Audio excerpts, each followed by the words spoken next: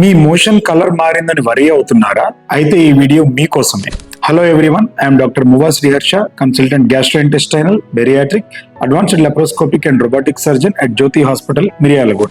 మన బాడీలో ఏ చేంజెస్ జరుగుతున్నా one of the first indicators వచ్చేసి మన మోషన్ యొక్క కన్సిస్టెన్సీ అండ్ కలర్. మోషన్ కనుక బ్లాక్ కలర్ లో రావడం, ఆర్ మోషన్ తో పాటు బ్లడ్ రావడం, ఆర్ కొన్నిసార్లు మోషన్ లో మ్యూకస్ లేదా ఎనీ వైట్ కలర్ డిశ్చార్జ్ రావడం అనేది కన్సర్నింగ్ అనే చెప్పుకోవాలి. ఇలా మీకు గనుక జరుగుతున్నట్లయితే ఇది ఎందుకు అవుతుందన్న తెలుసుకోవడం ఎక్స్ట్రీమ్లీ ఇంపార్టెంట్.